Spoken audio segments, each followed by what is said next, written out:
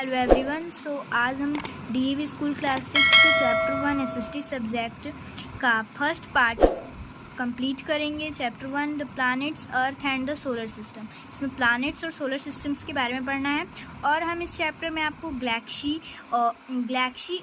बस इस चैप्टर में इस पार्ट में हम लोग सिर्फ गैलेक्सी के बारे में पढ़ेंगे और यूनिवर्स क्या होता है, और बाकी सारे चीज़ हम आपको नेक्स्ट पार्ट्स में करेंगे। So we'll start. We can see glittering teeny object in the sky at night. आपने रात के समय में बहुत चमकदार चीज़ देखे होंगे नाइट में, तो कि most of these appear twinkling. They are stars. वो सब क्या होते हैं? तो वो सब stars ही होते हैं। The other glittering object which do not seem to be twinkling may be plants. ठीक है। During the day we see the sun, which is also a star. Okay, the all objects in the sky appear similarly to us are the heavenly bodies. जो भी object आप sky में देखते हैं उसे हम heavenly bodies कहते हैं। जैसे for example the sun, the stars, the moon, the planets and the other objects are all heavenly bodies or celestial bodies.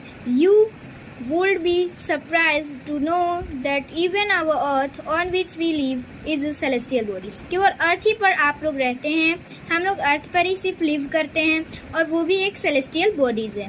The stars and planets which we seen in the sky are very small of the vast space. आप अपने अर्थ पर से रात में देखते हो तो आपको स्टार्स छोटे दिखते हैं, जिसे हम वास्ट स्पेस बोलते हैं। Which is limited, they are billion celestial bodies spread और वास्ट स्पेस। वास्ट स्पेस में बिलियन सेलेस्टियल बॉडीज हैं।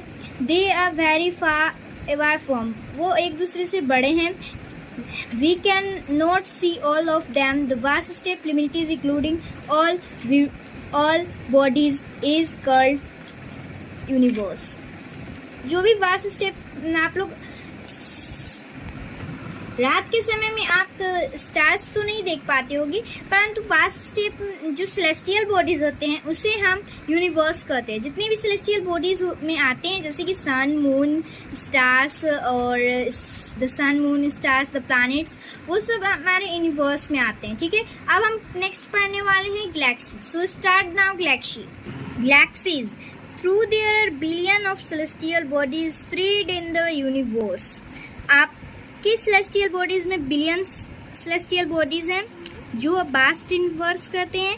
They are not uniformly distribute in the space. The countless stars in the space from her clusters. One cluster में contain billion of stars. एक cluster जो होता है वो billions of stars का कहा जाता है।